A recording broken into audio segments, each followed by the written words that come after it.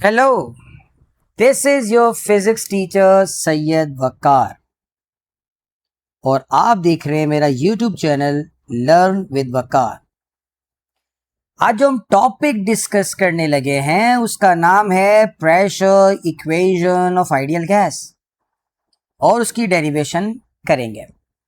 लेकिन इंपॉर्टेंट बात, हम इसकी ना सिर्फ डेरिवेशन करेंगे बल्कि हम इसको कंसेप्चुअली भी स्टडी करेंगे। तो ये आपके लिए एक बड़ा इंटरेस्टिंग सा टॉपिक होने लगा है, क्योंकि हम इसकी सिर्फ मैथमेटिक्स नहीं बल्कि इसके पीछे का कॉन्सेप्ट भी डिस्कस करेंगे।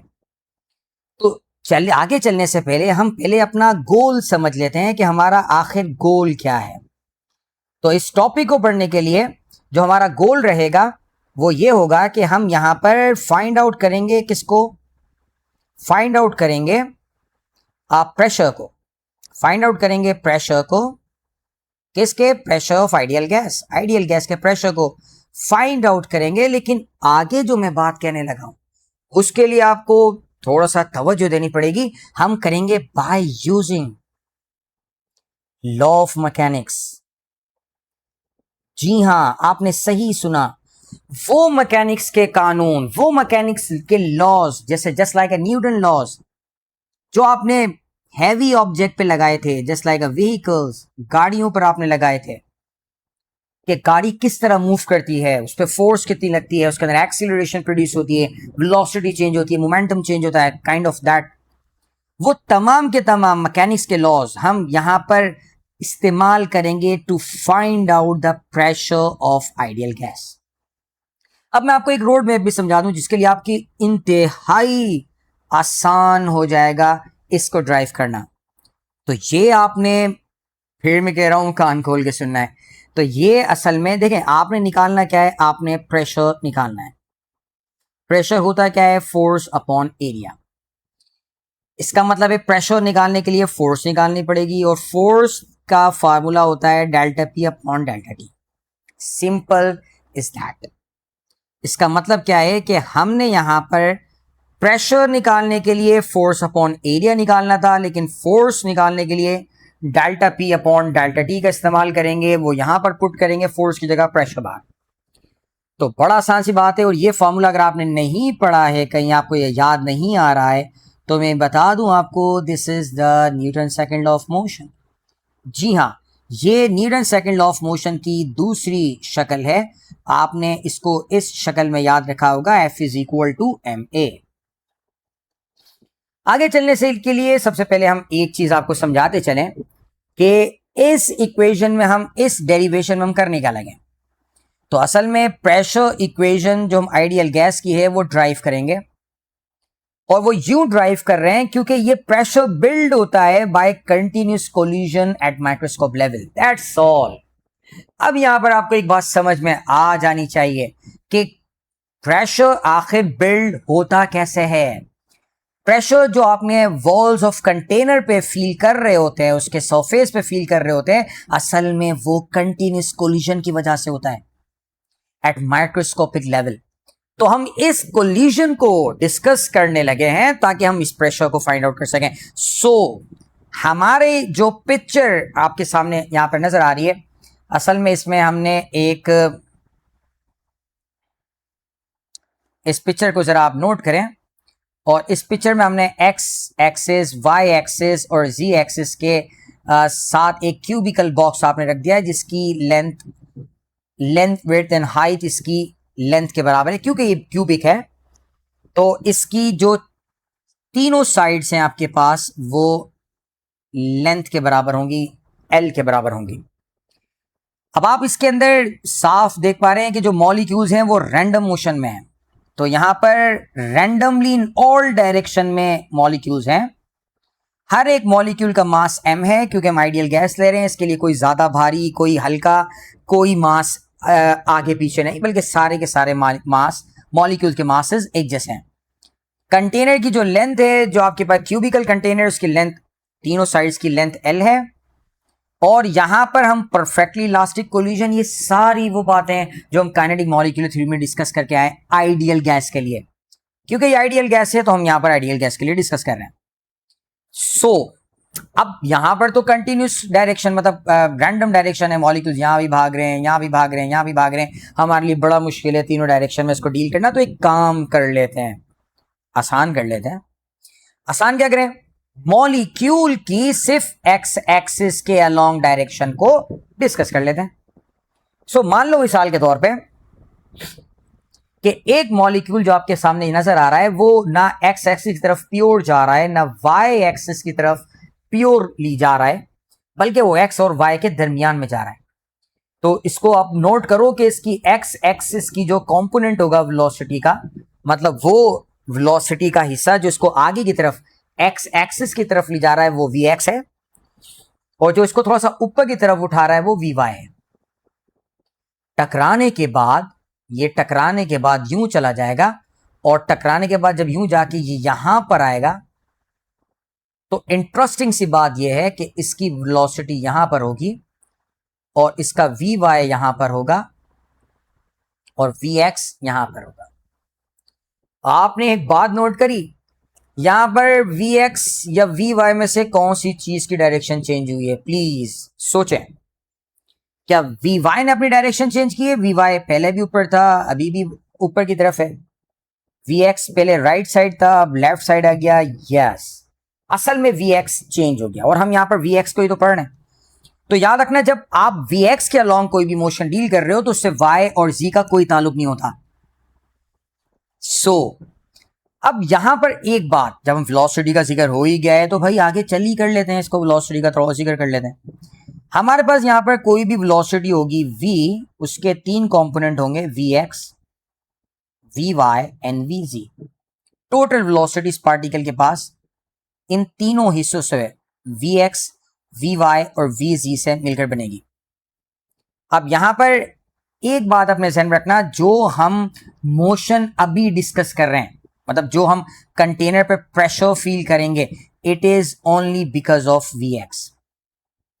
वी वाई और वी जी का इस प्रेशर में, इस दीवार पर जो प्रेशर है उससे किसी किस्म का कोई ताल्लुक नहीं। यहां पर प्योरली वी एक्स की वजह से प्रेशर बिल्ड होगा। एक बात फिर पीछे लेके जाना पड़ेगा। ग्राउंड रूट तो तुम्हें ग्राउंड मैप समझाना ही नहीं, समझाना है, sorry road map. Road map समझाने के लिए तुम्हें मैंने बताया था प्रेशर निकालने के लिए फोर्स अपॉन एरिया चाहिए होता है, फोर्स निकालने के लिए delta P upon delta T चाहिए होता है। दैट्स मीन सबसे पहले हमें delta P upon delta T निकालना है। आ जाओ, चलो अब देखो यहां पर कि सबसे पहले हमने फोर्स निकालनी है, यहां पे डेल्टा पी निकालना है, change in momentum. So change in momentum निकालने के लिए आपको पता है चेंज इन मोमेंटम किसके बराबर होता है? Final momentum minus initial momentum. तो यहां पर फाइनल मोमेंटम क्या है? पार्टिकल टकराकर इसकी रफ्तार माइनस लेफ्ट साइड जो हो गई, तो इसका मोमेंटम इनिशियल तो होगा mass multiply by V X, this is the initial velocity times mass. Mass को वी एक्स से मल्टीप्लाई कर दें, इनिशियल मोमेंटम निकल जाएगा। फाइनल मोमेंटम के लिए मास को फाइनल वेलोसिटी जो कि माइनस वी एक्स है इससे मल्टीप्लाई कर दीजिए, फाइनल मोमेंटम निकल जाएगा। हमारे पास डेल्टा पी क्या निकल जाएगा? डेल्टा पी निकल जाएगा final momentum, that's mean minus V X, initial momentum minus का माइनस यहां उतर जाएगा, और M V X. P I क्या है? एम वी एक्स, दोनों माइनस हैं, 2 M V X delta P. Now delta P तो निकल गया भाई, अब क्या निकालना है? Delta T. उससे क्या निकल जाएगा? फोर्स। Simple is that. तो आप आओ जरा यहां पे टाइम निकाल लेते हैं। To find out time, time मालूम करने के लिए मैं फिर आपको थोड़ा सा ऊपर लेके जाऊंगा, थोड़ा सा बिल्कुल, कि पार्टिकल यहां से चलता है इस जानिब और टकराता है, वो वापस आता है।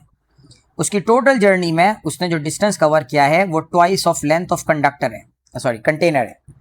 जो कंटेनर की लेंथ है वो एल के बराबर है, तो वो यहां जाता है तो फिर डिस्टेंस लेंथ तय करता है, और वापस आता है तो फिर डिस्टेंस लेंथ तय करता है। तो इसका मतलब है D is equal to 2 times of length होगा डिस्टेंस। टाइम निकालने के लिए बड़ा इजी सा फॉर्मूला है जो आपने शुरू से पढ़ते आ रहे हैं, velocity is equal to distance divided by time. यहां पे टाइम डेल्टा टी हो जाएगा distance divided by velocity, distance किसके बराबर है, d अपॉन vx। अब आप फिर सोचेंगे सर आपने vx क्यों ले लिया, मैं थोड़ा सा इसको वापस वैसे लिख देता हूं जैसे मैंने पहले लिखा था, इस तरह vx सिंपल। सो आप ये कहेंगे सर आपने यहां पर vx क्यों ली, क्योंकि हमने प्योरली उस पार्टिकल की, एक पार्टिकल का, याद रहे मैं फिर वापस बताते चलूं, हम सिर्फ एक पार्टिकल का भी प्रेशर मालूम कर रहे हैं जो इस वॉल के ऊपर टकरा रहा है, सिर्फ एक पार्टिकल। तो वो उसने कितना डिस्टेंस कवर तय किया, 2 टाइम्स ऑफ लेंथ, और इसकी रफ्तार कितनी थी, vx। So now find out force by using Newton second law. जी न्यूटन सेकंड लॉ क्या कहता है, न्यूटन लॉ सेकंड लॉ कहता है delta P upon delta T, और डेल्टा पी किसके बराबर है, डेल्टा पी बराबर है -2vx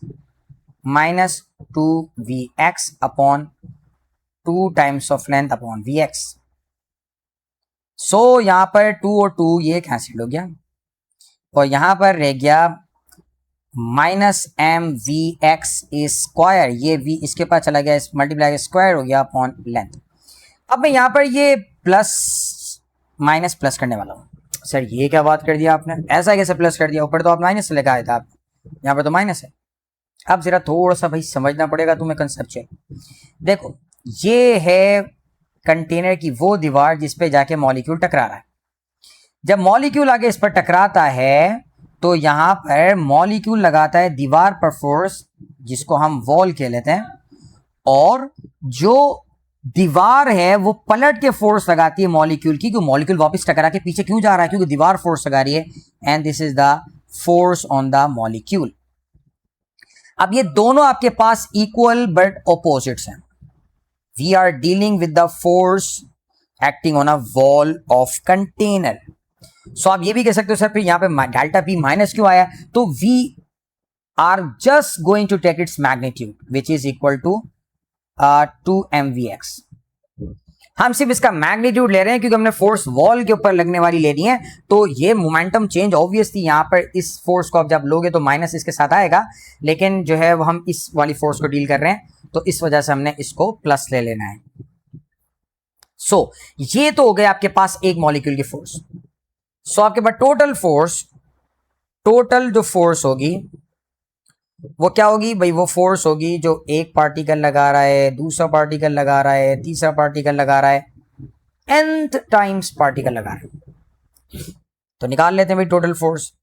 एक पार्टिकल कितनी लगा रहा है, अभी ऊपर निकाली है मैंने, mvx स्क्वायर अपॉन l। अब यहाँ पे थोड़ी सी एक बात देखना, मैं यहाँ पे 1 लगा रहा हूँ क्योंकि मैं एक पार्टिकल की बात कर रहा हूँ, पर्टिकुलर पार्टिकल की, क्योंकि यहाँ पे बहुत सारे पार्टिकल आ गए। तो हम यहाँ पर m2x स्क्वायर अपॉन l लिख देंगे, mvx3 square, mv3x square upon l, ये तीसरा पार्टिकल की फोर्स, और ये चौथे पार्टिकल की फोर्स, और up to so on up to so on करेंगे, और यहाँ पर जो है वो mvnx square upon l। So ये आपके पास निकल गई टोटल फोर्स। अब तुमने यहाँ पर एक बात तो नोट करनी है, वो बड़ा आसान सी बात है, हम इसको थोड़ा सा कंक्लूजन की तरफ ले आ रहे हैं, बहुत आसान है, जस्ट प्लीज बी पेशेंट। आपने थोड़ा सा इसमें सब्र रखना है, और आप यकीन जाने इसको बड़ी आसान हो जाएगी आपके लिए चीजें, कि यहाँ पर m अपॉन l आपने कॉमन निकाल लेना है, और यहाँ पर क्या रह जाएगा, v1x स्क्वायर, यहाँ पर रह जाएगा v2x square, v3x square, vnx square. So ये आपके पास फोर्स निकल गई। अब आप कहें सर तो बड़ा आसान है, ये कैसे, सर अब तो यहां पे प्रेशर निकालना है। To find out pressure using we have to use F upon A। सो अब यहां पर एक बात अपने ध्यान रखना कि जो एरिया है वो लेंथ टाइम्स लेंथ होता है, या लेंथ टाइम्स विड्थ होता है, क्योंकि क्यूबिकल बॉक्स है, इसकी लेंथ विड्थ हाइट तीनों लेंथ L के बराबर हैं, तो ये लेंथ स्क्वायर हो जाएगा, एरिया L स्क्वायर होगा। फोर्स सारी ऊपर गिवन है, ये फोर्स मैं ऊपर निकाल चुका हूं, तो ज़रा पुट कर लो यहाँ पर, बड़ा आसान हो गया अब तो यहाँ पर पुट कर लेते हैं। तो ये हो गया m upon l v1x square v2x square up to vnx square. रुकिए, अब आप कहें सर यहाँ पर तो चले फोर्स का ये लेंथ था, ये वाला जो l है वो यहाँ पर आ गया। सर एरिया भी तो था, फोर्स को एरिया से डिवाइड करना था ना, तो एरिया का लेंथ स्क्वायर कहाँ पर है? तो एक काम करते हैं, इसको यहाँ पर लगा देते हैं l स्क्वायर। ठीक है, तो अब यहाँ पर ये प्रेशर क्या हो जाता है? प्रेशर हो जाता है ml cube v1x square v2x square v3x square vnx square. अब यहाँ पर इंटरेस्टिंग सी बात एक और सुनना, these all are the square values of velocities। Sir मैं स्क्वायर क्यों लिया? अच्छा, स्क्वायर लेने की वजह ये थी कि देखो रैंडम है ना, तो एक प्लस है एक माइनस है, सारी कैंसिल आउट हो जाती। स्क्वायर लेने से माइनस वाली भी पॉजिटिव हो जाती है और हमारे पास कोई ना कोई वैल्यूज निकलती हैं। लेकिन इसका ये तो बहुत बड़ी रकम हो गई, मतलब सारी वैल्यूज प्लस हो रही हैं। तो एक काम करते हैं, इसका एवरेज निकाल लेते हैं। एवरेज निकालने के लिए यहाँ पे हमें एन से इसको डिवाइड करना पड़ेगा। भाई कितने पार्टिकल से एन से डिवाइड करना पड़ेगा, लेकिन एन से डिवाइड करने के साथ साथ एन से मल्टीप्लाई भी करना पड़ेगा। तो भी कर लेते हैं। तो यहाँ पर एक काम करते हैं, हम यहाँ पर एन से इसको डिवाइड कर लेते हैं और एन से यहाँ पर मल्टीप्लाई कर लेते हैं। आगे जाके बताऊंगा मैं कि ये टर्म आपको क्या फिजिक्स समझाती है, लेकिन फिलहाल इस टर्म को हम जरा डिस्कस कर लेते हैं। इस वाली टर्म को, ये क्या आपके पास, अब ये आपके पास एवरेज बन गया, लेकिन एवरेज किसका? स्क्वायर वैल्यूज का। तो ये कहलाएगा आपके पास मीन स्क्वायर, या फिर आपके पास इसको आप एवरेज स्क्वायर भी कह सकते हैं, या स्क्वायर एवरेज कह लें इसको। स्क्वायर ये प्रॉपर लफ्ज होगा, स्क्वायर एवरेज। तो स्क्वायर का एवरेज, तो एवरेज स्क्वायर आपके पास क्या हो जाएगा? इसको हम किस तरह लिखेंगे स्क्वायर एवरेज को? इसको हम इस तरीके से लिखेंगे, v आपके पास square and then bar. So square का हमने एवरेज लिया है, वो किसके बराबर है? vx square v1x square v2x square v3x square and vnx square upon n। अब इसमें कंफ्यूज नहीं होना आपने, एक बात बता दूं, देखिए बहुत सारे पार्टिकल्स थे जो अलोंग एक्स एक्सिस जा रहे थे, सबकी रफ्तारें हमने नोट की, तमाम को स्क्वायर किया, डिवाइड कर लिया। अब हम सिर्फ एक रफ्तार डिस्कस कर रहे हैं जो पर्टिकुलरली मुझको कहते हैं कि ये आपके पास स्क्वायर एवरेज है। मतलब अब हम बहुत सारी वेलोसिटी डिस्कस नहीं कर रहे जो एक्स एक्सिस के अलोंग है, बल्कि हम सिर्फ एक पर्टिकुलर वैल्यू डिस्कस कर रहे हैं जिसको हम स्क्वायर एवरेज का नाम दे रहे हैं। तो ये वो रफ्तार होगी जो पार्टिकल के पास होगी अलोंग द एक्स एक्सिस। जो इस कंटेनर की जो वॉल, ये वाली कंटेनर की जो ये वाली वॉल है, इसके ऊपर जो वेलोसिटी होगी वो ये होगी। चलो जी, अब तो खत्म हो जाती है कहानी बिल्कुल। प्रेशर भी ऑलमोस्ट फाइंड आउट हो चुका है। तो एक चीज मैं आपको और समझाता हूँ, देखें जरा यहाँ पर। अब ये प्रेशर की इक्वेशन क्या हो जाएगी? प्रेशर की इक्वेशन हो जाएगी N M upon L cube, और इस पूरे की जगह पर, इस वाली जगह पर आपने ये सैम्बल लिख देना है। और ये सैम्बल किसके बराबर है आपके पास? ये हो जाएगा वी एक्स स्क्वायर बार। बार में से आप इसका एवरेज निकाल चुके हैं। अब यहाँ पर एक बात और समझ लीजिए, बार बार आप यकीनन ये बोल रहे होंगे सर ये तो इतनी सारी बातें हो गई। अब भाई देखो, डेफिनेशन डेरिवेशन है, समझना तो पड़ेगा ही ना। तो बस इसको हम कंक्लूड करने लगे हैं। इसकी थोड़ी सी आप मैथमेटिक्स रह गई है, इसको जरा प्लीज सब्र से इसको जरा समझें। सो एन एम किसके बराबर है यहाँ पर? ये जो एन एम है आपके पास, मैं इसको थोड़ा सा आसान कर लेता हूं। ये जो एन एम है आपके पास, this is the total mass, total mass of gas. क्योंकि एन क्या है? एक नंबर ऑफ पार्टिकल्स, और ये एक पार्टिकल का मास। जितने सारे पार्टिकल्स हैं उसको एक पास, क्योंकि सबका एक जैसे मास है, तो ये टोटल मास ऑफ गैस हो जाएगा। और ये लेंथ क्यूब क्या है? This is the total volume of gas. Okay, तो ये मास और वॉल्यूम मिलके क्या बनाते हैं? मास और वॉल्यूम मिलके बनाते हैं डेंसिटी। सो मास अपॉन वॉल्यूम। तो यहाँ पर डेंसिटी का जो आपके पास सैम्पल होता है वो रो होता है, तो यहाँ पर हम इसकी जगह हम डेंसिटी का सैम्पल लिख देंगे और आपके पास प्रेशर इक्वेशन आपके पास हो जाएगी. Now the pressure equation becomes rho V X square bar. Okay, अब आ जाओ रफ्तार के ऊपर, वेलोसिटी के ऊपर. ये जो मैं बात बताने लगा हूँ वेलोसिटी, आपके बहुत ज़्यादा कॉन्सेप्ट क्लियर करेगी. मैंने अभी याद करो ऊपर पढ़ाया था कि एक पार्टिकल की रफ्तार होती है V X square, V X plus V Y plus V C. लेकिन अब बहुत सारे पार्टिकल डिस्कस कर रहे हैं, तो उनकी जो वेलोसिटी होगी टोटल, जो एवरेज आपके पास जो उनकी वेलोसिटी होगी उसको हम कहेंगे V square bar. Square average की जो टोटल स्क्वायर एवरेज वेलोसिटी होगी, एक्स वाली भी, वाई वाली भी, जी वाली भी, तो वो एक्स वाली क्या कहलाएगी, V square bar, V Y square bar and V Z square bar. इन दोनों में फ़र्क समझना ज़रा. ये एक पार्टिकल की वेलोसिटी है एक्स वाई जी तीनों मिलाकर, ये टोटल नंबर ऑफ पार्टिकल की एवरेज वेलोसिटी है, ये वाली स्क्वायर एवरेज वेलोसिटी है. ठीक है. सो अब एक बात और कि सर पार्टिकल रैंडमली मूव कर रहे हैं, यहाँ भी जा रहा है, यहाँ भी जा रहा है, यहाँ भी जा रहा है, यहाँ जब मुझे बताओ इतना रैंडम मोशन है तो कोई प्रेफरेंस होगी हमारी कि एक्स एक्सिस के पास ज़्यादा वेलोसिटी होगी, वाई के पास ज़्यादा होगी, जी के पास ज़्यादा होगी. इतनी रैंडमनेस है तो हम तीनों को एक जैसा ट्रीट करेंगे. जी हाँ, जब तीनों को एक जैसा ट्रीट करेंगे तो ये बात अपने ज़हन में रख लो कि V X bar square, V X आपके पास वी एक्स स्क्वायर बार बराबर होगा वी वाई स्क्वायर बार के और बराबर होगा वी जी स्क्वायर बार के. ये तीनों वेलोसिटीज का जो एवरेज है ना, एक्स वाली, वाई वाली भी, जी वाली भी, ये सारा एक जैसा ट्रीट किया जाएगा क्योंकि रैंडम मोशन इतना है. चलो जी, अब तो फिर खत्म हो गई कहानी.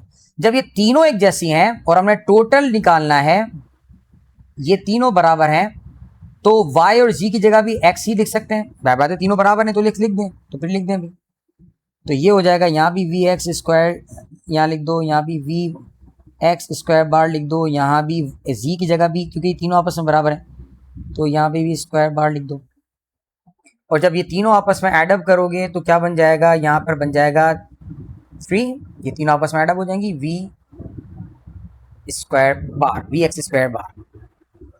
अब यहाँ पर V square bar divided by 3 कर दीजिए और वी एक्स स्क्वायर बार को सेपरेट कर लें. रीजन, इसको मैंने सेपरेट क्यों किया, क्योंकि यहाँ पर मुझे टोटल जो एवरेज है ना तीनों का एक्स वाई जी, अब आप कहें सर तीनों बराबर ही तो हैं, लेकिन हमने इन टर्म्स ऑफ टोटल लिखना है एक्स वाई जी के अंदर, ताकि पढ़ने वाला को कंफ्यूजन ना हो कि अभी यहाँ पे पर्टिकुलर एक्स की बात हो रही है, हम चाह रहे हैं इसके अंदर वाई भी और जी भी, टोटल प्रेशर एक्स वाई जी तीनों साइड्स के ऊपर जो लग रहा है हम वो निकाल लें.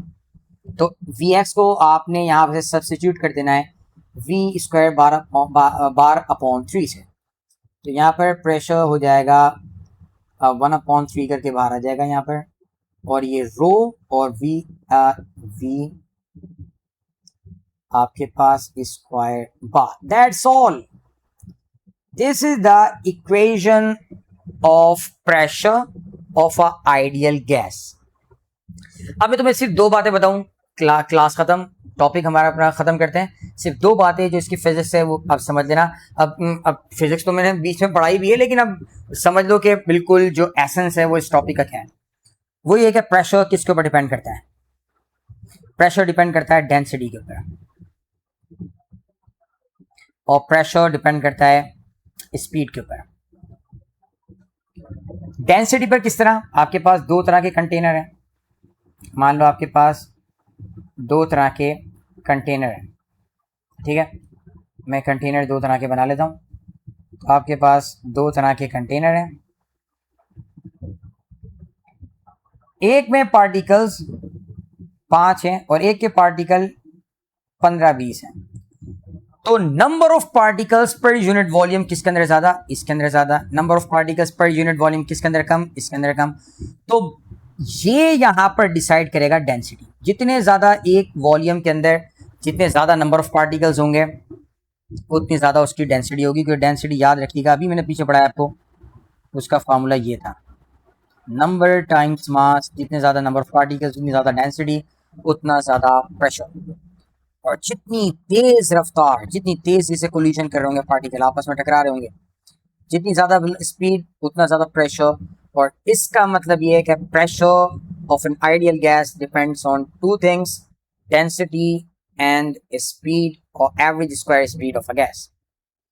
That's all from today, thank you so much, ख्याल रखें, खुश रहें, टेक केयर, अल्लाह हाफिज़।